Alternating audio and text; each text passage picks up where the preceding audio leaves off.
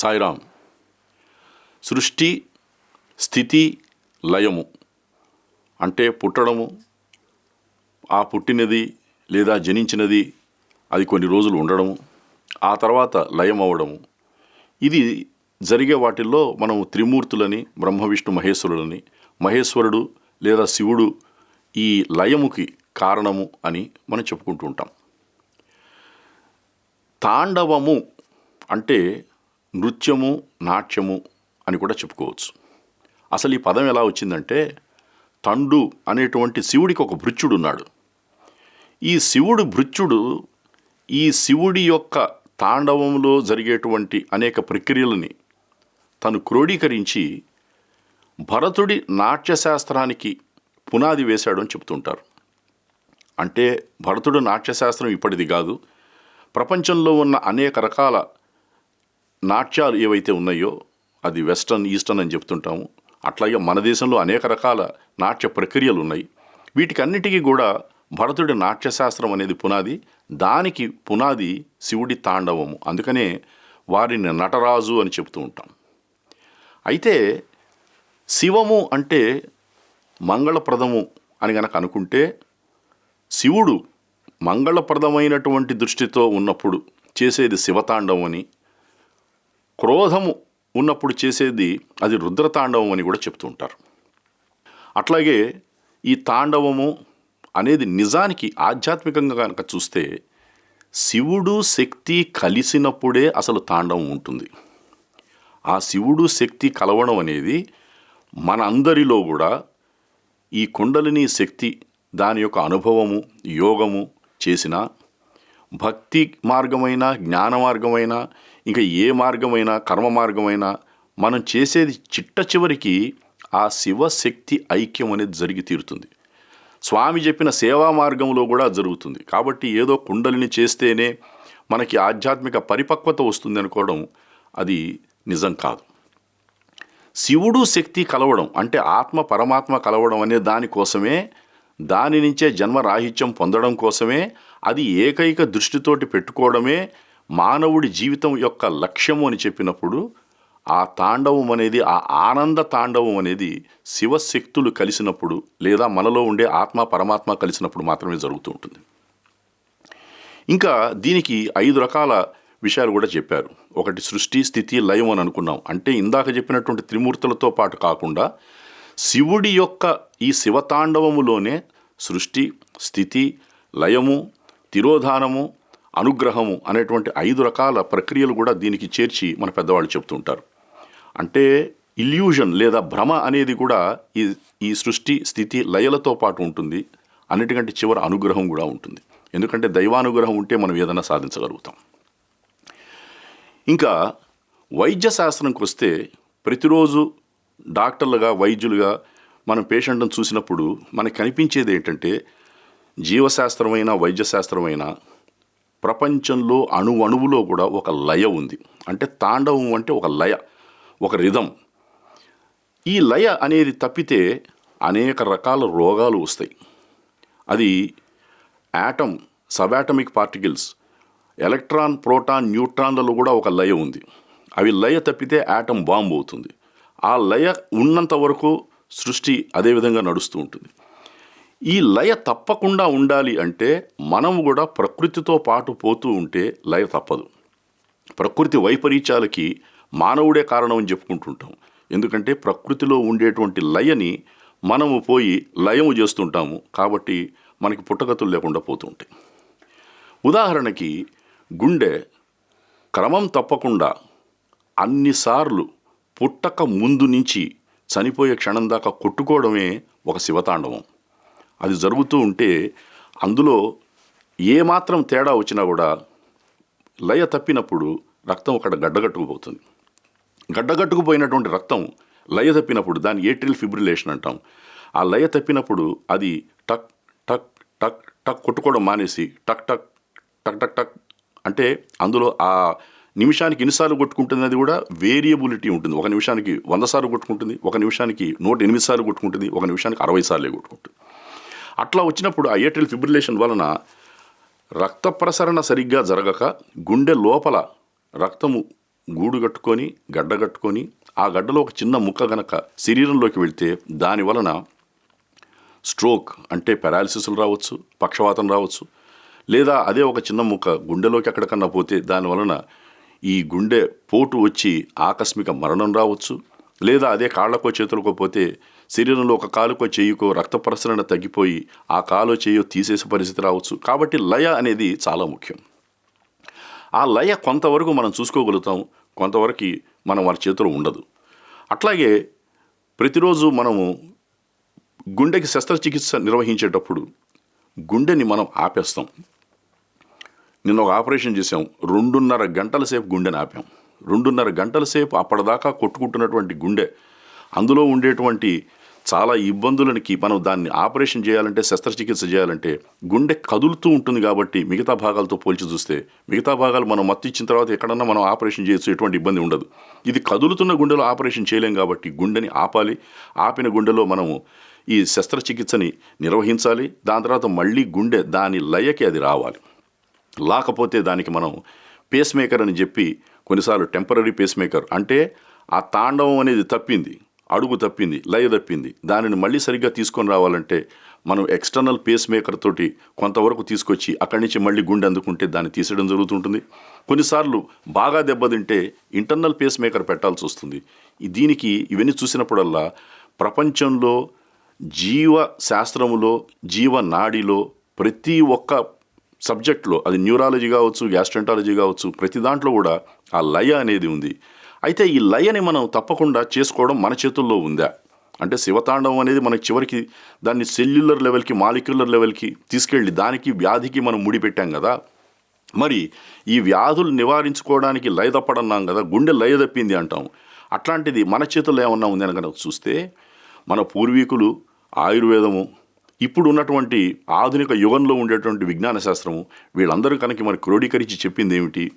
చెడు అలవాట్లను ఏవైతే మనం చెప్తున్నామో, అంటే ఒకటి, నీకు డయాబెటీస్ ఉంది, మధుమేహం ఉంది, దాని సంగతి చూసుకో, షుగర్ కంట్రోల్ ఉండేటట్టు చూసుకో, దానివలన నీకు లయ తప్పదు. నీ తాండవం ఏదైతే జరుగుతుందో లోపల అంతర్ముఖంగా అంతర్లీనంగా జరుగుతుందో అది తప్పదు, కాబట్టి నువ్వు ఆరోగ్యంగా ఉంటావు. అట్లాగే నువ్వు ఎక్సర్సైజ్ చేయి, వ్యాయామం చేయి, నీ బ్లడ్ ప్రెషర్ అంటే నీ రక్తపు పోటును సరిగ్గా ఉండేటట్టు చూసుకో, నీ కొలెస్ట్రాల్ సరిగ్గా ఉండేటట్టు చూసుకో, స్మోకింగ్ అంటే ఈ ధూమపానం చేయొద్దు, అట్లాగే డ్రింకింగ్ అంటే ఈ మధుపానం చేయకూడదు. ఈ విధమైనటువంటి లక్షణాలు మన వాళ్ళు చెప్పినప్పుడు వాటిని కనుక పాటిస్తే ఈ గుండె లయ తప్పదు. గుండె లయ తప్పకపోతే మీ గుండె పదిలంగా ఉంటుంది, మీరు ఆరోగ్యంగా ఉంటారు. కాబట్టి శివతాండవానికి మన ప్రతిరోజు మనం దైనందిన జీవితంలో చూసేటువంటి ప్రతి విషయానికి ఒక రకంగా ఉంది. అది ఎప్పుడో ఒకరోజు మహాశివరాత్రి రోజు సినిమాలు చూస్తూ పేకాట ఆడుకుంటూ మనం టీలు తాగుతూ చేసేది జాగరణ కాదు. దానికి చివరికి సత్సంగము అనే పదానికి కూడా స్వామి చెప్పిన వివరణ చూస్తే మనకి నిజంగా మన కళ్ళు తెరుచుకుంటాయి. సత్సంగం అంటే నలుగురు తెల్ల డ్రెస్ వేసుకున్న వాళ్ళతో కూర్చొని కబుర్లు చెప్పుకోమని కాదు. సత్సంగం అంటే సత్ అంటే భగవంతుడి గురించి నిత్యము ఆలోచించడమే సత్సంగం. మనం దానికి రకరకాలుగా అర్థాలు చెప్పుకొని అనేక రకాల సినిమాలు చూసి మనం శివరాత్రి అనుకుంటాం. అది కాదు. ఈ పండగలనే వచ్చేవి అన్నీ కూడా మనలో ఉండేటువంటి దైవశక్తి, మనము దైవము వేరు కాదు, అహం బ్రహ్మాస్మి అనేది మనకి అనుక్షణం గుర్తు చేయడానికి మధ్య మధ్యలో చెప్తూ ఉంటే కనీసం ఏదో ఒక రోజుకి మనం ఈ శివశక్తుల యొక్క ఐక్యతని పొంది దాని ద్వారా ఆ తాండవం అనే దాన్ని మనం అనుభవించి తద్వారా మనం జీవన్ముక్తులం అవుతామని నేను ఆశిస్తున్నాను. ఓం శ్రీ సాయిరామ్. నా పేరు ఎంవిఎన్ మూర్తి. నేను కూచిపూడి కళాకారుణ్ణి. మా నాన్నగారు ప్రఖ్యాత సినీ నేపథ్య గాయకులు శ్రీ మాధవపెద్ది సత్యం గారు. నేను కూచిపూడి అభ్యసించింది ప్రఖ్యాత కూచిపూడి గురువు పద్మభూషణ్ గురువు డాక్టర్ వెంపటి చిన్న సత్యం గారి వద్ద 20 ఏళ్ల పైన శిష్యరికం చేసి ఆ మహాత్ముని దగ్గర నేను కూచిపూడిని అభ్యసించాను. శివుడుగా నేను ఇప్పటికీ దాదాపు 45 సంవత్సరాలుగా ఆ శివుని పాత్ర ధరించే అదృష్టం నాకు దక్కింది. ఆ శివుని పాత్ర చేస్తున్నప్పుడు ఒక 2 గంటలు పడుతుంది మాకు తయారవ్వడానికి. ఆ వేషధారణ మనలోకి ఆ శివుడే వస్తున్నాడేమో అన్న భావన మాకు కలుగుతుంది. కళాకారుడిగా మనం ఏమిటంటే ఇవన్నీ తాత్కాలికమే, మేకప్ వేసి 5 నిమిషాల్లో అన్నీ తీసేయగలం. కానీ ఆ వేసుకుని మనం ప్రయత్నించి అక్కడ నాట్యం చేస్తున్నప్పుడు చాలా డిఫరెంట్ అయిన అనుభూతి. ఒక్కొక్కళ్ళకి ఒక్కొక్క అనుభూతి ఉంటుందన్నమాట. ఆ గొప్పతనం ఎక్కడుందంటే ఆ మహాశివుడు ఆయన ఎలా ప్రవేశిస్తారో మనకి తెలియదు, కానీ ఆయన యొక్క గొప్ప లీల అదే. ఒక కళాకారుడి జీవితం ధన్యం అవడానికి ఆ నటరాజస్వామి వారిచ్చే భిక్షే. ఇది ప్రతి కళాకారుల్లోనూ ఈ శివుడు ఉన్నారు. అది ఏ కళ అయినా అవనండి, సంగీతం, నృత్యం, ఆయన యొక్క రూపం ఎంత అందంగా ఉంటుందంటే అది నేను ఇప్పుడు కొన్ని విషయాలు మీకు చెప్పాలనుకుంటున్నాను. మొదటిది, ఆయనకి 3వ కన్ను ఇక్కడ నుదుటి దగ్గర. తర్వాత ఆయనకి జటాజూటాలు 2 పక్కల బాగా కింద వరకు జటాజూటాలు ఉంటాయి. అలాగే ఆయనకి ఇక్కడ శిరస్సు నుంచి గంగ ఒక పక్క అవుతే చంద్రుడు ఇంకో పక్క. అలాగే ఆయనకి 4 చేతులు ఉన్నాయి. ఒక చేత్తో అంటే కుడి పక్క త్రిశూలం, అక్కడే ఆయన డమరు కూడా. అలాగే ఎడం పక్క అగ్నిపాత్రం అది ఉంటుంది. అలాగే కుడి పక్క ఒక చెయ్యితో అభయం ఇస్తూ ఇంకో చెయ్యి డోలాతో. సో ఇలా ఈ 4 ఆయన వేసుకుని ఉంటారు చేతులు. అలాగే ఆయన ఎప్పుడూ ఒంటి మీద ఆయనకి భస్మంతోనే ఆయన ఉంటారు. ఆయన పులి చర్మాన్నే ధరిస్తారు. అలాగే రుద్రాక్షలు ఆయన వేసుకుంటారు. అలాగే కుండలాలు చెవులకి. ఇవన్నీ కలిపిన ఆ పరిపూర్ణమైన ఆ రూపం మనం ఎవరూ మర్చిపోలేం. ఆ రూపంతో ఆయన మన్ని అంత గొప్పగా లోకానందరినీ ఆయన ఆశీర్వదిస్తారు. ఆయన్ని మనం ఎప్పుడు కొలుస్తూ ఉంటాం. అటువంటి శివుడు నాట్యానికి అధిపతి. నటరాజస్వామిని కూడా మనం పిలుస్తాం. ఆయన చేసే నాట్యానికి తాండవం అంటాం, అంటే కాస్మిక్ డాన్స్ అని. ఆ శివుడు తాండవం చేస్తుంటే ఆ కైలాస పర్వతంలో ఎవరెవరున్నారనుకుంటున్నారు? వారికి వాయిద్యంలో సహకరించిన వారు మహావిష్ణువు మృదంగం వాయించారు, బ్రహ్మ నట్టువాంగం చేశారు, అలాగే మహాలక్ష్మి పాడింది, అలాగే సరస్వతీదేవి వీణ వాయించింది, ఇంద్రుడు ఫ్లూట్ వాయించారు. ఇవన్నీ చేస్తుంటే ఆ నంది, నారదులు, తుంబురులు అందరూ అసలు ఆశ్చర్యంతో చూశారు ఆయన్ని. అటువంటి ఆ మహాశివుడు మనందరికీ మంచి చేరాలని ఎప్పుడూ మనం కోరుకోవాలి. ఆ సాక్షాత్తు శివుని రూపమే మన భగవాన్ శ్రీ సత్యసాయిబాబా వారు. ఆయనే శివుడు, ఆయనే శక్తి. ఈ 2 రూపాలు మన స్వామివారిలో మనం చూస్తాం. ఆ స్వామి దగ్గర నేను డాన్స్ చేసే అదృష్టం ఒకసారి దొరికింది, ఆయన 70వ వసంతానికి. మరుసటి రోజు ఆ టైంలో 300 గ్రామాలకి స్వామివారు నీటి సరఫరాని ప్రారంభోత్సవం చేస్తున్నారు. అంటే అప్పుడున్న ప్రధానమంత్రి అవనండి, ముఖ్యమంత్రి అవనండి, హోంశాఖ మంత్రి అవనండి, అందరూ వచ్చారు. మా దగ్గరికి వచ్చి నన్ను, నా పక్కనున్న సహకళాకారుడితో మీ ఇద్దరిని బంగారు, మీ ఇద్దరిని నేను ఈ కార్యక్రమం అయిన తర్వాత కలుస్తానని చెప్పారు. ఇది ఎంతమందికి దక్కుతుందండి? ఒక చిన్న కళాకారుడు అయ్యండి నాకు ఇటువంటి ఒక అవకాశం దొరికింది, అది స్వామివారు వచ్చి మన ఆశీర్వదిస్తున్నారంటే దీనికన్నా అదృష్టం ఇంకేది ఉండదు ఏ కళాకారుడికి.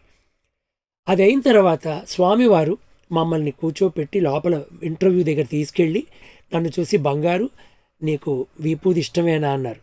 స్వామి, మహాప్రసాదం, మీరు ఏది ఇచ్చినా నాకు ప్రసాదమే అంటే ఆయన వీపూదిని తీసి నాకు ఇచ్చారు. అలాగే ఇన్ని పొట్లాలు వీపూది మళ్ళీ అవి వేరే తీసి నా చేతికిచ్చి, ఇది ముందు భద్రంగా దాచుకో, ఇది అందరికీ ఇవ్వు అని చెప్పారు. ఆ మనసు చూడండి, ఆ స్వామివారి మనసు. నీకొక్కడికి ఇస్తున్నాను కాదు, నువ్వు 10 మందికి పంచిపెట్టు నా ప్రేమని, నా అనురాగాన్ని అని చెప్పకుండా ఇవి చేతికి ఇచ్చేప్పటికే నాకు పులకరింత వచ్చేసింది నా ఒంట్లో. స్వామివారి పాదాల దగ్గర కూర్చుని మేము మాట్లాడుతూ కూర్చున్నాం. ఒక 15-20 నిమిషాలు మా యొక్క కళల గురించి, మేము చేసిన నృత్యం గురించి ఇవన్నీ కొంచెం స్వామివారు మాట్లాడారు. తర్వాత నేను ఒక మాట అన్నాను, స్వామి మా అమ్మగారు వచ్చారు, ఆవిడ మీ దర్శనం కోరుతున్నారు అంటే వెంటనే స్వామివారు ఠక్కుమని ఒక మాట అన్నారు, అమ్మకి రుమాటిక్ పెయిన్స్ ఉన్నాయి, నేను తప్పకుండా ఆశీర్వదిస్తా కదా అన్నారు. మీరు నమ్ముతారో నమ్మరో అండి, మా అమ్మగారికి రుమాటిక్ పెయిన్స్ ఉన్నాయి. ఈ ఒక్క విషయం చాలండి, స్వామి ఎవరో కాదు, ఆ సాక్షాత్ శివుడు. హిందూ సంప్రదాయంలో ఈ ఆధ్యాత్మిక పురోగతికి కావాల్సినవి పండగలు వస్తూనే ఉంటాయి. ఇప్పుడు మనకు మళ్ళా వచ్చే పండగ శివరాత్రి. ఈ శివరాత్రి అంటేనే శివశక్తి స్వరూపము స్వామి అని మనం అనుకుంటే కూడా ఇంకొకటి చాలా ముఖ్యమైన స్వామి అవతారం ఏంటంటే నటరాజ్. నటరాజ్ ఎందువల్ల అంత ముఖ్యము అంటే కాస్మిక్ డ్యాన్స్ అనేది చాలా ముఖ్యం. ఎందుకంటే ఈ ప్రపంచము ఏ వైబ్రేషన్తో మూవ్ అవుతూ ఉంది, జరుగుతూ ఉంది, ఇంప్రూవ్ అవుతూ ఉంది అనే దానికి ముఖ్యమైన కారణము ఈ వైబ్రేషన్. స్వామి అంటాడు, నేను పుట్టింది లేదు, నేను పోవడం లేదు, ఎప్పటికి ఉంటాను అనే వల్ల ఈ నటన కూడా అసలు జరుగుతూ ఉండేదే. ఇది ఇప్పుడు వస్తుంది, ఎప్పుడు అయిపోయింది అనేది ఏం లేదు దీంట్లో. కాబట్టి ఈ నటరాజ్ తాండవంలో వచ్చిన వైబ్రేషనే అసలుకి ఈ ప్రపంచము మూవ్ అవుతూ ఉంది. దీన్ని మనం వేదంలో చూసినప్పుడు అనోరణీయం మహతో మహియాం అని మన వేదం మనకి చెప్పించింది. అంటే ఏంటి? అణు అంటే ఆటమ్, అనోర్ అంటే సబాటమిక్ పార్టికల్స్, పరమాణువు. దీనికి నటరాజుకి ఎక్కడి నుంచి సంబంధం వచ్చింది అంటే ఈ అణువు అనేది వైబ్రేటింగ్ ఎనర్జీ అని సైంటిస్ట్ చెప్తున్నారు. ఈ వైబ్రేటింగ్ ఎనర్జీలో మరి protons, neutrons, electrons, subatomic particles vibrate అయితేనే ఉన్నాయి. అది వచ్చి 1,86,284 మైల్స్ పర్ సెకండ్ అవి లోపల తిరుగుతున్నాయి అని సైన్స్ కనుక్కుంది. స్వామి అంటారు అంతవరకే వాళ్ళు కనుక్కున్నారు, కానీ ఒక ప్రశ్న వాళ్ళు వేయడం లేదు, ఆ ఆన్సర్ వాళ్ళకి దొరకదు. ఎందుకంటే దీన్ని తిప్పేది ఎవరు ఇంత స్పీడ్గా? ఇప్పుడు ఫ్యాన్ చూస్తూ అంటే మనము 3 రెక్కలు ఉన్నాయి, దాన్ని ఆన్ చేసాము అంటే తిరుగుతూ ఉన్నప్పుడు కొద్దిగా కానొస్తుంది, కానీ హై స్పీడ్లో పెడితే ఉత్తగా రేకు వైబ్రేట్ అయినట్టే కానొస్తుంది. దీన్ని ఆప్టికల్ ఇల్యూషన్ అంటారు. అదే బేసిస్లో మన శరీరం కూడా ఇప్పుడు కొన్ని కోట్ల ఆటమ్స్ లోపల ఉండి అందులో ఉండే ఈ పరమాణువులు ఈ స్పీడ్లో తిరుగుతూ ఉన్నప్పుడు మ్యాటర్ తయారైంది అంటారు. కానీ ముఖ్యంగా మన భక్తులకి మనకు కావాల్సింది ఏమిటంటే స్వామి ప్రతి ఒక్క ఆటంలో ఆత్మ ఉండి ఈ పరమాణువుని ఈ విధంగా తిప్పుతూ ఉంది అని అన్నారు. సో ఇది ముఖ్యమైన పాయింట్. ఈ వైబ్రేషన్ క్రియేషన్ కోసం ఆయనే నటరాజుడిగా వచ్చి ఈ యొక్క కాస్మిక్ డ్యాన్స్ అది సర్వత్ర కాలము జరుగుతూ ఉంది కాబట్టి ఇవి వైబ్రేట్ అవుతూనే ఉంటాయి. ఇప్పుడు ఫ్యాన్ తిరిగినప్పుడు మనం 2 విషయాలు గమనించాలి. ఒకటి వచ్చి శబ్దం వస్తుంది, ఇంకో వచ్చి ఫ్యాన్ అట్లే వదిలి పెడితే వేడి అవుతుంది.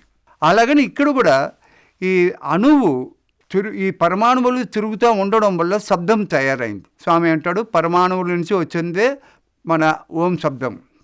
ఈ ఓం శబ్దం వచ్చింది, కానీ ఈ వేడి పుట్టడం వల్ల ఏమైందంటే ఒకప్పుడు పెద్ద బిగ్ బ్యాంగ్ తయారైంది. మన మ్యాన్ మేనేజ్మెంట్ బుక్లో చెప్పారు 10,000 crores ఇయర్స్ ముందు బిగ్ బ్యాంగ్ జరిగిందన్నారు స్వామి. ఈ బిగ్ బ్యాంగ్ వచ్చినప్పుడు ఈ శబ్దమే స్వామి అన్నారు ఇది ప్రణవ శబ్దం. ఈ ప్రణవ శబ్దం నుంచి యూనివర్స్ తయారైంది. అప్పుడే చంద్రుడు, సూర్యుడు అందరూ కూడా దాంట్లో నుంచి తయారై వచ్చింది. కానీ నాసా నుంచి వాళ్ళు అంటున్నారు బిగ్ బ్యాంగ్ జరిగేకి ముందు కూడా ఈ వైబ్రేషన్ ఉంది. అంటే ఈ నటరాజ తాండవం అనేది ఎప్పుడు తయారైంది, ఎప్పుడు అంతమైంది మాటే లేదు దానికి. సో ఇప్పుడు ఈ ఒక్క ప్రణవ శబ్దము ఈ పరమాణువులు తిరగడం వల్ల జరిగింది అంటే దీనికి మన ఒంట్లో ఉన్న దానికి సంబంధం ఏమిటి అంటే మన ఒళ్ళు ఎట్లయితే ఈ యూనివర్స్ వచ్చే ఆటంతో తయారు చేయబడిందో మన బాడీ కూడా ఆటంతోనే తయారు చేయబడింది. అటువంటిప్పుడు పరమాణువులు తిరుగుతున్నాయి. ఈ ప్రణవ శబ్దము మనలో కూడా తయారవుతూ ఉంది. స్వామి వచ్చి మన కాన్వర్సేషన్ విత్ భగవాన్ శ్రీ సత్యసాయి బాబా హిస్లాబ్ ఒక క్వశ్చన్ అడిగాడు స్వామిని. స్వామి జీవరాశులు ఎన్నో ఉన్నాయి, మానవుడు ఎక్కడ ఇతను అతీతుడు, what is the more importance of human body? అప్పుడు స్వామి చెప్పారు చాలా మంచి క్వశ్చన్, ఎందుకంటే నేను 80% మానవ శరీరంలో దైవశక్తి ఇచ్చేసాను అన్నారు. So every human being on this earth అంటే కాస్ట్ లేదు, క్రోడ్ లేదు, బిచ్చవాడు అంటే మణి కూడా ఏది లేదు, అసలు డిఫరెన్స్ లేదు. హ్యూమన్ బాడీ ఉందంటే 80% స్వామి ఎనర్జీ ఉన్నది దాంట్లో. మరి 80% ఏమిటి? బ్రహ్మం ఒకటే, పరబ్రహ్మం ఒకటే అని పాడాడు కదా ఆయన. అంటే ఈ 20% ఏమైందంటే స్వామి చెప్పారు నేను మాయ నా పైన వేసుకున్నాను. ఈ 80% ఇస్ ప్యూర్ ఎనర్జీ, ఈ 20% ఈజ్ విత్ మాయ. ఆయనే మళ్ళా ఎందుకు ఇట్లా చేశారు స్వామి అంటే ఆయన అంటాడు ఒకటే పరమాత్మ ఉన్నప్పుడు అసలు ఎవరికి ఏం తెలియలేదు, కాబట్టి I separated my self from my self to love my self. ఇది మాయతో తయారైంది కాబట్టి మనము ఏ విధమైన కష్టం వచ్చినా ఈ సత్యాన్ని గ్రహిస్తే స్వామి ఉండేది నిన్ను నడిపిస్తున్నారు అని తీసుకుంటే ఈ కష్టం కాదు. ఇది దేనికో ఒక కారణం వల్ల ఇది ఇచ్చారు స్వామి అని. కాబట్టి ఇప్పుడు మనము ఈ ఒక్క వైబ్రేషన్ని స్వామి 80% ప్యూర్ వైబ్రేషన్, 20% విత్ మాయా అదే వైబ్రేషన్. ఇప్పుడు ఇవి రెండు కలవాలి. ఈ ప్రపంచంలో ఈ మాయలో ఎన్నో అట్రాక్షన్స్ ఉన్నాయి. వాటిని అడగకుండా ఇచ్చింది నేనే కాబట్టి నువ్వు నన్ను అడిగితే నీకేం కావాలో నేను ఇస్తాను. కాబట్టి ఈ సత్యాన్ని మనకి తెలిపేదానికోసము స్వామి ఏం చేశారంటే ద్వైతంగా వచ్చారు. కాబట్టి మనము ఏ ఒక్క విషయాన్ని ముట్టుకున్నా, ఏ ఒక్క విషయాన్ని హ్యాండిల్ చేసినా మనం స్వామి ఇచ్చిన వస్తువుని, స్వామి ఉన్న వస్తువుని మనం ముడుతున్నామనే ఒక భావంతో దాన్ని చేయవలసి వస్తుంది. అప్పుడు మనలో ఉండే దైవశక్తి యాక్టివేట్ అవుతుంది. సరే, స్వామి మీరు వచ్చారు, మీరు చెప్పారు, భజన చేస్తున్నాము, వేదం చెప్తున్నాము, నగర సంకీర్తన చేస్తున్నాము, సత్సంగం చేసుకుంటున్నాము. స్వామి అన్నారు వీటి వల్ల అన్ని దాంట్లో వచ్చేది కొంచెం ఉంటుంది కానీ చాలదన్నారు. మరి ఏం చేయాలి స్వామి అంటే, నేను నీలో ఆకారంగా లేను, శబ్దం వైబ్రేషన్లో ఉన్నాను. కాబట్టి నువ్వేం చేయాలంటే నువ్వు శబ్ద వైబ్రేషన్ అయిపోవాలి, బాడీ కాన్షియస్నెస్ ఉండకూడదు. అట్లా లేకుండా నువ్వు ఏం చేయాలంటే ఈ ఓంకారాన్ని నువ్వు పలకాలి. అంటే మరి స్వామి ఓంకారం పలకాలంటే మరి చెప్తున్నాం కదా అని కాదు, అట్లా కాదు. ఈ నోరు తెరవకుండా హమ్మింగ్ సౌండ్ చేయాలంట. స్వామి ఇది గీతావాహినిలో చెప్పారు. ఎప్పుడైతే హమ్మింగ్ సౌండ్ నువ్వు చేస్తావో నేను నీలో హమ్మింగ్ సౌండ్గా ఉన్నాను కాబట్టి ఇవి రెండు కలుస్తాయి. ఈ 20% హమ్మింగ్ సౌండ్ చేయాలి, 80% ప్యూర్ ఎనర్జీలో పోయి చేరుతుంది. ప్యూర్ ఎనర్జీ 20కి వస్తుంది. ఇందులో ఉండే కర్మలు ఇవన్నీ తగ్గుతాయి. కాబట్టి మనం ఆధ్యాత్మికంగా ముందుకు పోవాలంటే we have to go beyond mind. Beyond mind పోవడం అంటే ఏమిటి? మాట్లాడకుండా ఉండడం.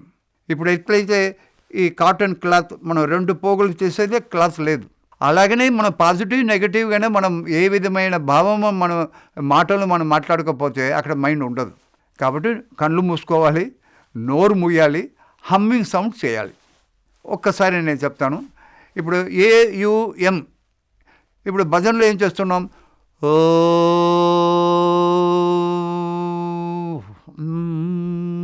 అంటున్నాం. ఈ ఎమ్ వచ్చి చాలా తొందరగా అయిపోతుంది. స్వామి అట్లా కాకుండా ఈ ఇమ్ సౌండ్ వచ్చి డీప్ స్లీప్, సైలెన్స్ వచ్చి తుర్య, ఇవి రెండు ఎక్కువ ఉండాలి అంటాడు ఈ ఓం చెప్పినప్పుడు. కాబట్టి యు తగ్గించి ఇది ఎక్కించాలి. ఎట్లా?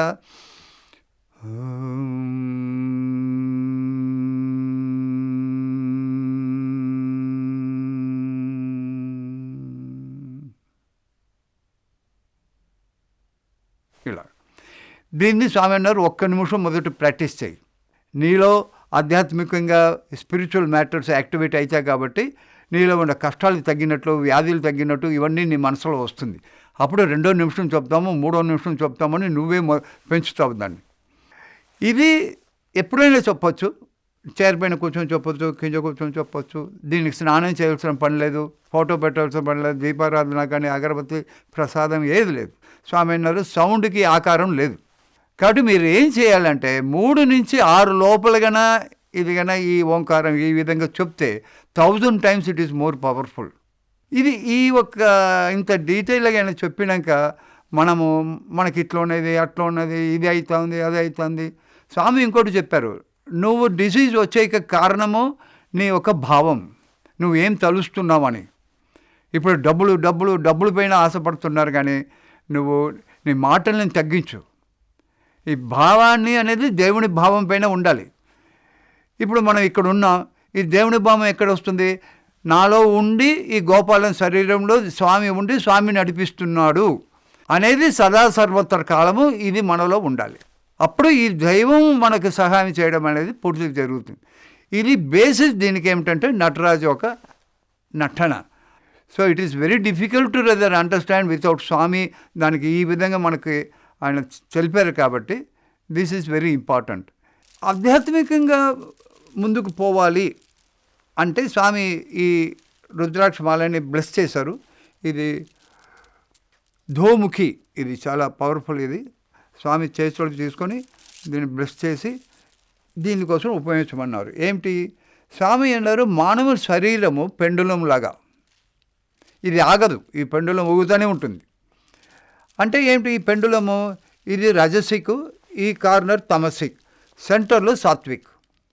కాబట్టి మనం రజసిక్లో ఇక్కడ పోయి కొంచెం సేపు ఉంటున్నాం, తమసిక్లో వచ్చి ఉంటున్నాం, కానీ ఈ సాత్విక్లో ఉండడం లేదు, ఒత్తిడి నెట్టుకొని పోతూనే ఉన్నాం. కాబట్టి మనలో కష్టం పోవడం లేదు. ఈ రజసిక్ తమసిక్ ఎప్పుడు మనల్ని కష్టంలో ఉంచుతున్నాయి, అంటే అది మైండ్ ఉంది కాబట్టి. ఇప్పుడు చూసుకున్నాము, మనలో ఉండే ఆటంలో అసలుకి న్యూట్రాన్స్, ప్రోటాన్స్, ఎలక్ట్రాన్స్ తిరగడం వల్ల ఈ ఓం అనేది మనం బ్రీజింగ్లో కూడా సోహంలో ఓం ఉంది.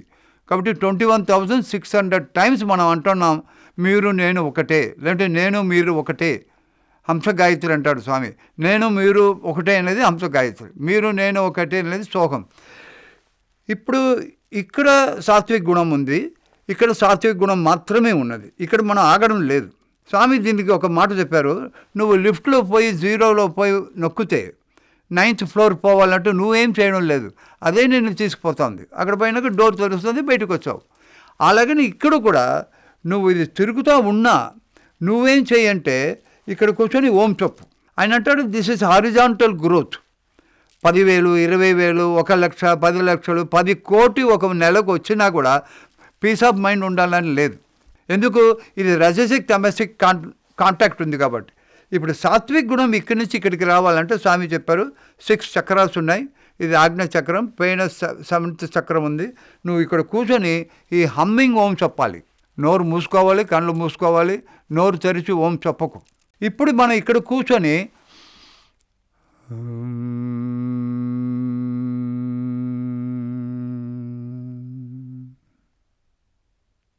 ఎన్నిసార్లు చెప్పాము, ఎంత టైం అయింది, ఇవి రెండు లేకుండా నువ్వు చెప్తే స్వామి అంటాడు ఈ సాత్విక గుణం పెరిగి పెరిగి పెరిగి పెరిగి ప్రతి ఒక్క చక్రం యాక్టివేట్ అయ్యి ఇక్కడ ఆజ్ఞ చక్రానికి వస్తుంది. ఇక్కడ వచ్చినప్పుడు సాత్విక గుణం పెరిగి ఉంటుంది. ఆయన అంటాడు ఇది కన్నా 70 ఉంటే ఇది 15 ఇవి రెండు ఈక్వల్గా ఉండాలి, అప్పుడు నువ్వు ముని అవుతావు. కానీ ఇప్పుడు అట్లా లేదు, సాత్విక గుణం తక్కువ ఉంది, రజసిక్ గుణము ఇది ఎక్కువ ఉన్నాయి. కాబట్టి ఈ ఓం చెప్తే ఇవి రెండు న్యూట్రలైజ్ అయ్యి ఇది పెరిగి మనము ఎప్పుడు మనకి ఎంత ఈ గుణాలని ఉపయోగించుకోవాలనో ఆ విధంగా తయారవుతాం. ఎట్లయినా సరే ఈ నటరాజు యాక్షన్ వల్ల, ఒక డాన్స్ వల్ల వచ్చిన వైబ్రేషన్లో వచ్చిన ఓం మనం చేస్తే ఆయన ఎట్లా ఈజ్ 5 ఎలిమెంట్స్కి ఆయన అధిపతి, ఆ 3 కాలాలకి అధిపతి. అంటే ఈ ఫైర్, ఎర్త్ అన్నీ కూడా ఆయన, ఈ కుండలిని శక్తికి ఆయన అధిపతి. ఆయన కాళ్ళ కింద చూస్తే అజ్ఞానము, మిగతా రాక్షస గుణాలు ఇవన్నీ కూడా కంట్రోల్లో తెచ్చుకునేకి ఆయన ఉపయోగపడతాడు. ఈ స్వామి ఇప్పుడు నటరాజ విగ్రహం ఉంది. ఇప్పుడు ఈ కాలంలో ఇప్పుడు సైంటిఫిక్ అడ్వాన్స్ వచ్చిన చోట, ఇప్పుడు స్విట్జర్లాండ్లో జెనీవాలో వాళ్ళు ఒక ఈ న్యూట్రాన్స్, ప్రోటాన్స్, ఎలక్ట్రాన్స్ నుంచి ఆ వైబ్రేషన్ తెలుసుకునే కోసం వాళ్ళు పెద్ద రీసెర్చ్ చేస్తున్నారు. వాళ్ళకి ఇండియాలో అడిగినప్పుడు ఇండియన్ గవర్నమెంట్ వాళ్ళకి ఒక నటరాజ విగ్రహం ఇచ్చింది. దాన్ని వాళ్ళు ప్రతిష్టాపన చేశారు. అక్కడ న్యూ పార్లమెంట్ బిల్డింగ్ ఢిల్లీలో వచ్చింది, అక్కడ నటరాజ విగ్రహం చేశారు. స్వామి ఇక్కడ మన పూర్ణచంద్ర హాల్ పైన నటరాజుని పెట్టాడు. నటరాజుడు వచ్చి 2 కొమ్ముల మధ్యలో నిలబడి ప్రదోష పూజ. స్వామి అన్నారు అది అక్కడ ఆయన ఎదుపై నిలబడ్డారు, అవన్నీ కాదు, 4 కాళ్ళు అంటే సత్యధర్మ శాంతి ప్రేమ పైన నటరాజుడు ఆయన కాస్మిక్ డ్యాన్స్ చేస్తున్నాడు కాబట్టి అది నీలో ఇవి 4 పెరుగుతాయి. ఇది ప్రదోష కాలంలో జరిగే విషయం అన్నారు. ఇట్లా మనకి ఈ నటరాజు ఈ పవర్తో మనకి ఇంత కాంటాక్ట్ ఉన్నా మనం దాన్ని పెద్దగా ఇంతకు ముందు ఇంపార్టెన్స్ ఇచ్చి తెలుసుకోలేదు. స్వామి వచ్చి చెప్పినాకనే ఇవన్నీ మనకు తెలిసాయి. ఎందుకంటే ఆయన అవతారమే ఈయన. ఎట్లా హనుమంతుడు 11th రుద్రావతారం, అలాగే ఈయన వచ్చి స్వామి అవతారమే కాబట్టి స్వామి ఇంత మనకు చెప్పగలడు. ఈ ఒక దానికే ఆయన జన్మలు మనం ఎన్నిసార్లు కోటి నమస్కారం పెట్టినా ఇవి చాలదు. కాబట్టి మనం ఈ విధంగా చేసి మనము స్పిరిచువల్గా మనం గ్రోత్ అయ్యేకి చేస్తాం. నాకు చిన్నప్పటి నుంచి పెయింటింగ్ అంటే చాలా ఇష్టము, కానీ నేను పెద్ద పెయింటర్ ఏం కాదు, కానీ బొమ్మలకి ఇస్తూనే ఉండేవాడిని. స్వామి 1973లో ఒకసారి 40 రోజులు పెయింటింగ్ చేయించారు మందిరంలో. అప్పుడు స్వామి చెప్పారు నువ్వు పెయింటింగ్ చేస్తావు అంటే. అప్పటికి నాకు స్వామి పెయింట్ చేయాలనే ఆ ధైర్యం లేదు అసలు, ఎందుకంటే షిరిడి బాబా గీయచ్చు, కృష్ణుడికి గీయచ్చు, రాముడికి గీయచ్చు. ఇవన్నీ మనం ఎవరు మనకు గుర్తు లేదు. చూసామా వాళ్ళని, చూసి ఉండొచ్చు కానీ మనకు గుర్తు లేదు. కానీ ఈయన ఉన్నాడు, ఫిజికల్ బాడీలో ఉన్నప్పుడు ఎక్కడ కొద్దిగా అటు ఇటు పోయినా కష్టమే. సరే చెప్పి స్వామి చెప్పారు, నువ్వు గీస్తావు, స్వామి పటం గీస్తావు చెప్పలేదు, నువ్వు గీస్తావు అన్నారు. సరే వచ్చి పాద నమస్కారం ఇచ్చినప్పుడు నేనేం చేశాను, పాద నమస్కారం తీసుకొని లేచినప్పుడు కొంచెం ముందుకు వచ్చారు స్వామి. అప్పుడు స్వామి ముడి వెంట్రుకలు నా చీక్స్ పైన పడ్డాయి, కండ్ల పైన, దీనిపైన. నేను ఇటు చూశాను. చూస్తే అన్నీ ఓం ఓం ఓం ఓం ఓంని కానొచ్చింది నాకు. స్వామి ఏదో ఇది ఇచ్చారంటే దీనికి ఏదో అర్థం ఉంది స్వామి అని అనుకున్నాను. అవతల స్వామి పటం గీస్తామని ఒక ఐడియా వచ్చింది. 5 feet by 5.5 feet అని పెట్టేసి స్వామి ముడి గీయాలంటే ఓం చూశాను కదా అని చెప్పి ఓం వచ్చి డిఫరెంట్ యాంగిల్స్, డిఫరెంట్ కలర్స్ అది వేసుకుంటూ పోయాను. ఓం 7 layers. ఇప్పుడైతే ఈ 7 layers కంప్లీట్ అయిందో అప్పుడు స్వామి కంట్లో ఈ లైఫ్ వచ్చింది. అసలుకి పూర్తి కాలేదు, ఇంకా విభూది వచ్చింది కాబట్టి స్వామి ప్రసాదించారు. ఆయన నా ఫస్ట్ ఇంటర్వ్యూలో మాట్లాడుతూ విభూది క్రియేట్ చేసి టేబుల్ పైన ఒక కాగితం ఉంటే దాంట్లో పెట్టేసి ముడిచి ఇది నువ్వు చేస్తావు అన్నారు. నేను విభూది ఇవ్వడం, పుచ్చుకోవడం ఏం జరుగుతుందో చూస్తే ఇప్పుడు ఈ ఒక్క దీంట్లో విభూది రావడం, అది ఇంకొకరికి ఇవ్వడం అనేది జరుగుతుంది. ఇంకోటి ఏమిటంటే సుప్రభాతము స్వామి మన ఆరతి తీసుకుంటున్నాం. ఇవి రెండు కూడా స్వామి చెప్పి రాసినవే. తిరుమలాచారం చెప్పి ఆయన సుప్రభాతం రాసినప్పుడు స్వామి ఆయనకి దైవికంగా ఆయనకి విజన్ ఇచ్చారు. అప్పుడు ఆయన రాయగలిగాడు దాన్ని.